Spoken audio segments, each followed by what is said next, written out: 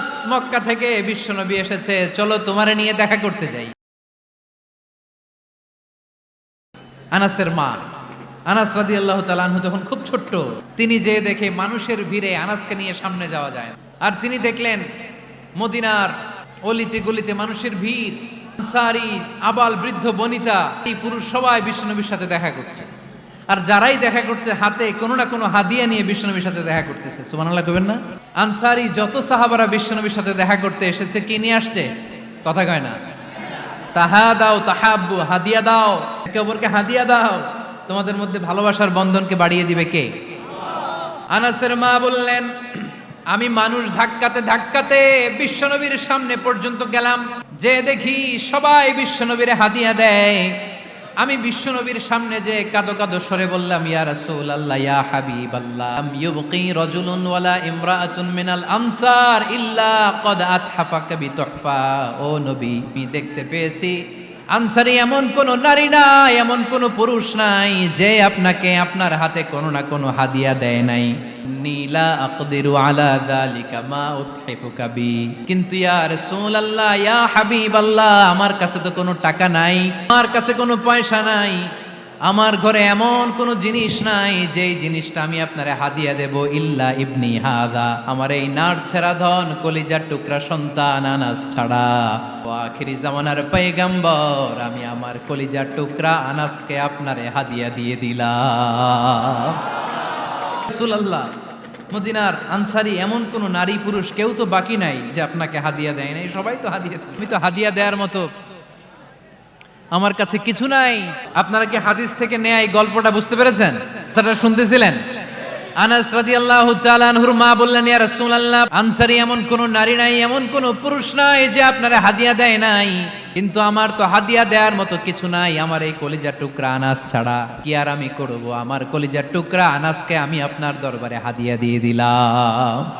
ইয়া রাসূলুল্লাহ, আমার ছেলেটারই আপনারা হাদিয়া দিলাম। খুদ হাদা ইয়াখদুমু কামা বাদালাক, আপনার যেই কাজ লাগবে, যেই খেদমতের প্রয়োজন আপনার এই খেদমত করবে। নবী, আমি জানি আনাস আপনার বেশি খেদমত করতে পারবে না। আনাস আপনার মেসওয়াক এনে দিবে, অজুর পানি এনে দিবে, জুব্বা লাগলে জুব্বাটা এনে দিবে, ছোটখাটো কাজ করে আপনারে সাহায্য করবে। আমার কলিজার টুকরা সন্তানকে চিরকালের জন্য আমি আপনারে হাদিয়া দিয়ে দিলাম। আনাস রাদিয়াল্লাহু তাআলা আনহু বর্ণনা করছেন, আমি দাঁড়িয়ে দাঁড়িয়ে শুনছি আমার আম্মা বলছে আমি নাকি বিশ্বনবীর জন্য হাদিয়া। সুবহানাল্লাহ পড়েন। এবার খেদমত শুরু করলো সাইয়েদনা আনাস। ছোট্ট মানুষ কি আর করবে, কতটুকু খেদমত আর করতে পারবে? বিশ্বনবীর মেসওয়াকটা এনে দেয়। সুবহানাল্লাহ পড়েন। বিশ্বনবীর আতরের শিশিটা এনে দেয়, বিশ্বনবীর জাইতুনের তেলের বোতলটা আগিয়ে দেয়, বিশ্বনবীর জামাটা প্রয়োজনে বিশ্বনবীর হাতে এনে দেয়। সাইয়েদনা আনাস বলেন, আমি 1 বছর নয়, 2 বছর নয়, 5 বছর নয়, 7 বছর নয়, 10 বছর বিশ্বনবীর খেদমত করেছি। ফামা দরাবানি, 10 বছরে একদিনও তিনি আমারে মারে নাই। সুবহানাল্লাহ। একদিন আমার গায়ে হাত তোলে নাই। হাত তোলা তো দূরের কথা, ওয়ালা সাব্বানি, কোনোদিন গালি দেয় নাই। ওয়ালা আবাসা আলা ওয়াজহি, কখনো বিরক্তি সরে ভ্রু কুচকে আমার দিকে বিশ্বনবী কোনোদিন তাকায় নাই। সুবহানাল্লাহ পড়েন। আমার গায়ে হাত তোলে নাই। আরে হাত তোলা তো দূরের কথা, আমাকে ধমকি পর্যন্ত দেয় নাই। ধমকি দেয়া তো দূরের কথা, আমরা অনেক সময় বিরক্ত হয়ে ভ্রু কুচকাই না। এরকম বিরক্তি হইলে আমরা কারোর প্রতি বিরক্ত হলে কি হয়? কপাল ভ্রু কুচকে ওঠে, ঠিক কিনা? সাইয়েদনা আনাস বললেন, কোনোদিন মারে নাই। খাদেম বলতেছে, খাদেম। বড় সাহেবের রিপোর্ট কার থেকে নিতে হয়? হয় খাদেম, নয় দারোয়ান, নয় ঘরের কাজের মেয়ে, না হলে ড্রাইভার। বিশ্বনবীর খাদেম বিশ্বনবীর ব্যাপারে কি কমেন্ট করছে? মা সাব্বানি লা জারাবানি ওয়ালা আবাসা ফি ওয়াজহি। এই 10 বছরের খেদমতের জিন্দেগিতে কোনোদিন বিশ্বনবী আমারে মারে নাই, গায়ে হাত তোলে নাই। আরে হাত তোলা তো দূরের কথা, একটা ধমকও দেয় নাই। ধমক দেয়া তো দূরের কথা, বিরক্তির সুরে ভ্রু কুচকে দিকে কখনো তিনি তাকায় নাই। চিল্লায় বলো সুবহানাল্লাহ। দোয়া থেকে বোঝা গেল মসজিদে ঢুকলে কি পাওয়া যায়? সবাই বলতে হবে, কি পাওয়া যায়? মসজিদে ঢুকলে রহমত পাওয়া যায়, আর মসজিদ থেকে বের হলে রিজিক পাওয়া যায়, ফদল পাওয়া যায়। ফদল, ফদলের আরেক অর্থ হচ্ছে রিজিক। জন্য মসজিদ থেকে যখন বেরোই কোন পা দিয়ে বেরোই? আর কি পড়ি? আল্লাহুম্মা ইন্নী আসআলুকা মিন ফদলিক, হে আল্লাহ আপনার কাছে আমি আপনার ফদল চাই, রিজিক চাই। এই ফদলের কথাই আল্লাহ কোরআনে বললেন, ইযা কুদিয়াতিস সালাতু ফান্তাশিরু ফিল আরদি ওয়াবতাগু মিন ফাদলিল্লাহ। واذكروا الله كثيرا لعلكم تفلحون সুবহানাল্লাহ পড়েন। আল্লাহ ডেকে বললেন, গোলাম যখন সালাত শেষ হয়ে যায় জমিনে ছড়িয়ে পড়ো, মসজিদে বসে থেকো না। আদেশটা কার? সালাত যখন শেষ মসজিদে বসে থাকার দরকার নাই, জমিনের মধ্যে ছড়িয়ে ছিটিয়ে পড়ো। ওয়াবতাগু মিন ফাদলিল্লাহ, আমার ফদল তালাশ করো, আমার রিজিক তালাশ করো, বেশি বেশি আমাকে স্মরণ করো। সুবহানাল্লাহ পড়ে। তার মানে ইসলামের বিধান হচ্ছে যখন সালাতের সময় হবে আপনি মসজিদে যাবেন, আবার সালাত শেষ আপনি আপনার কাজে চলে যাবেন। when you are done with your salah spread out to your workplace, কাজ শেষ তো আপনার কর্মস্থলে চলে যান। এটা হচ্ছে ইসলামের নিয়ম। নামাজের আজান যখন হবে সবাই মসজিদে ঢুকবে, সালাম ফিরিয়ে নামাজ শেষ সবাই মসজিদ থেকে বের হয়ে যাবে। শিক্ষক চলে যাবে স্কুলে, কৃষক চলে যাবে ফসলের খেতে, ব্যবসায়ীরা চলে যাবে শপিং মলে, মেম্বার অফ দ্য পার্লামেন্ট চলে যাবে সংসদ ভবনে। যে যার কাজের মধ্যে সে তাড়াতাড়ি ইনভলভ হয়ে যাবে। সালাত শেষ, কাজে ঝাঁপিয়ে পড়ো। আদেশটা কার? তাহলে ইসলামে ইবাদতের অ্যাটিটিউডটা বুঝতে পারছেন? কাজের সময় কাজ, নামাজের সময় আওয়াজ করে বলেন, কাজের সময় নামাজের সময়। সুন্দর হয়েছে না বিষয়টা? যখন তোমাদের সালাত শেষ তখন জমিনে ছড়িয়ে পড়ো। জমিনটাকে আল্লাহ আমাদের জন্য উর্বর বানিয়েছেন।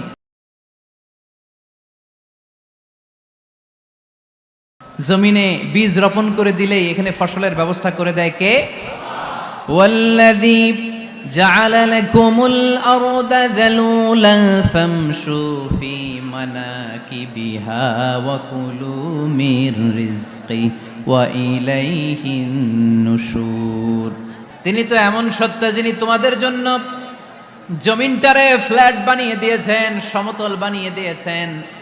এই জমিনের অলিতে গলিতে, বনে বাদারে, রাস্তায়, সাগরে, পাতালে, পাহাড়ে, বিভিন্ন জায়গায় তোমরা ঘুরে বেড়াও। সেখানে যে আমি আল্লাহর রিজিক তালাশ করো। সুবহানাল্লাহ। এই জমিনটাকে আল্লাহ সাহালাতুল মাসালেক, চলার জন্য সহজ বানিয়ে দিয়েছেন। ফ্ল্যাট, উঁচু নিচু নাই। এই যে লক্ষ্মীপুরের আজকে এই যে প্যান্ডেলের এইখানে উঁচু নিচু আছে, আজকে এইখানে যদি উঁচু হতো ওইখানে নিচু হতো, আমরা ঠিক মতো দেখতে পারতেন? বিমান থেকে এটা খুব সুন্দর দেখা যায়, জমিনটা খুব ফ্ল্যাট দেখা যায়, সমতল। এই সমতল হওয়ার কারণে এখানে চাষাবাদের সুযোগ সুবিধা করে দিয়েছে কে? তাহলে বোঝা গেল এই জমিনটা সমতল এবং উর্বর, ভেরি ফার্টাইল ল্যান্ড। আমাদের সালাত শেষ আমরা কাজে চলে যাব, আবার আজান হলে মসজিদে ঢুকে যাবে। এটাই হচ্ছে ইসলামের নিয়ম। সাইয়েদনা ওমরে ফারুক যখন মসজিদে নববীর ইমাম, তিনি ইয়ামান দেশের কিছু লোকদের সাথে সাক্ষাৎ করলেন। কোন দেশের? ইয়ামান, যুদ্ধ বিধ্বস্ত একটা দেশ এখন। প্রাচীন নগরী হাদ্রামাউত বা আলাবাক, এই ইয়ামান দেশের কিছু লোকের সাথে তিনি সাক্ষাৎ করলেন। তারা গোল হয়ে বসে থাকে, নামাজের পরে যায় না, বসে সুবহানাল্লাহ পড়ে, আলহামদুলিল্লাহ পড়ে জিকির করে। ওমরে ফারুক ভাবলেন দেখি পরের ওয়াক্তে কি হয়। উনি আসরের নামাজে ইমামতি করতে আসলেন, এসে দেখলেন ইয়ামানের লোকেরা মসজিদের বারান্দায় আশেপাশে বসে আছে, সবাই যায়, এরা যায় না। মাগরিবের সালাতে উনি ইমামতি করতে আসলেন, ওমরে ফারুক নামাজ শেষ করে দেখলেন সবাই চলে যায়, কিন্তু ইয়ামানের লোকগুলো যায় না। এশার সালাত পর্যন্ত তিনি ওয়েট করলেন। এশার নামাজ পড়ে চলে যাওয়ার সময় ওমরে ফারুক দেখলেন সবাই নামাজ পড়ে কাজে চলে যায়, কিন্তু ইয়ামান দেশের লোকগুলো যায় না। ওমরে ফারুক বললেন, মা বালুকুম মা খাতবুকুম, ঘটনা কি? কি হয়েছে তোমাদের? সবাই নামাজ পড়ে চলে যায়, কাজে যায়, তোমরা যাও না কেন? এখানে কি করো? ইয়ামানিরা বলতে শুরু করলো, নাহনু আল মুতাওয়াক্কিলুনা আলাল্লাহ, আমরা এখানে আল্লাহর উপর তাওয়াক্কুল করে বসে আছি। ওমরে ফারুক অবাক হলেন, আনতুম আল মুতাওয়াক্কিলুনা ফিল্লাহ, তোমরা আল্লাহর উপর তাওয়াক্কুল করে বসে আছো? তো এই যে সারাটা দিন ঘাপটি মেরে এখানে বসে থাকলে তোমাদের খাবার আসে কোত্থেকে? উপার্জন হয় কি করে? ইনকাম আসে কোত্থেকে? রুজি রুটি হয় কোত্থেকে? ইয়ামানি লোকগুলো বললো, আমরা এখানে বসে বসে জিকির করি, তেলাওয়াত করি, বুজুর্গের মতো বসে থাকি, আমাদের বুজুর্গিয়া জিকির দেখে আশেপাশের লোকেরা এসে আমাদেরকে খাবার দিয়ে যায়। ওমরে ফারুক বললেন, সর্বনাশ, তাইলে তো তোমরা আল মুতাওয়াক্কিলুনা ফিল্লাহ নও, তোমরা হচ্ছে আল মুতাওয়াক্কিলুনা আলা বা'দিকুম বা'দা, একে অপরের উপর নির্ভরশীল। যারা প্লেটে করে খাবার নিয়ে আসে তোমরা তাদের উপর তাওয়াক্কুল করছো। তারা যদি প্লেট ভরে খাবার নিয়ে আসে তোমাদের পেটে কোনো দানা পানি পড়বে না। তোমরা আল্লাহর নও, তোমাদের সাধ্যের সবটুকু করার পরে তারপরে তোমরা তাওয়াক্কুল করবে। কি সুন্দর ইসলাম! এক সাহাবী বললেন, ইয়া রাসূলুল্লাহ, আমি ওটে চড়ে এসেছি, তো আপনি তো আমাদেরকে তাওয়াক্কুলের ওয়াজ করেছেন, আমি ওটের রশিটা গাছের মধ্যে না বেঁধে যদি শুয়ে থেকে আল্লাহর উপর তাওয়াক্কুল করি, ওটটা থাকবে না? বিষ্ণুনবী বললেন, না, তোমার ওট থাকবে না, আগে রশি দিয়ে ওটটা বাঁধো। ইআকিলহা সুম্মা তাওয়াক্কাল আলাল্লাহ, আগে টাইট করে রশি দিয়ে গাছের সাথে ওটের রশিটা বাঁধো, এরপর আল্লাহর উপর তাওয়াক্কুল করো। এইটার নাম তাওয়াক্কুল। চিল্লায় বলেন ঠিক কিনা?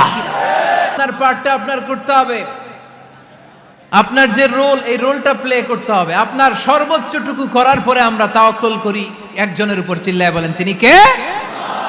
ওমর ফারুক বললেন, তোমরা মুতাওয়াক্কিলুনা আলাল্লাহ নাও, তোমরা বের হয়ে যাও, খবরদার এরপরে কোনো দিন তোমাদেরকে যেন এই মসজিদের মধ্যে ঘাপটি মেরে গোল হয়ে বসে থাকতে না দেখা যায়। কারণ ফাইদা কুদিয়াতিস সালাতু ফান্তাশিরু ফিল আরদ ওয়াবতাগু মিন ফাদলিল্লাহ। ইসলামের বিধান হচ্ছে যখন নামাজ শেষ মসজিদে বসে থাকা যাবে?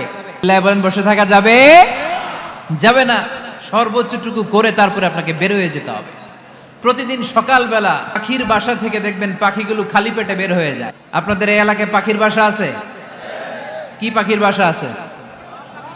হ্যাঁ, সব পাখি আছে। সকালবেলা দেখবেন পাখির বাসা থেকে পাখিগুলো খালি পেটে বের হয়ে যায়। বিকেল বেলায় পাখিগুলোর ওদর পূর্তি করে পেট ভর্তি করে আবার পাখির নিড়ে ফিরিয়ে দেয় কে? কারণ পাখিগুলো তাওয়াক্কুল করেছে কার উপর? পাখিগুলো তাওয়াক্কুল করে যদি পাখির নিড়েই বসে থাকতো, ওদের পেটে খাবার আসতো? কথা বলেন। বিশ্বনবী এটাই বললেন, তাকদু খিমাসান ওয়া তারুহু বিতানা। তোমরা যদি পাখির মতো তাওয়াক্কুল করো, মানে আল্লাহর উপর তাওয়াক্কুল করে জমিনে বের হয়ে যাও, তোমাদেরও রিজিকের দায়িত্ব নিয়ে নিবে কে?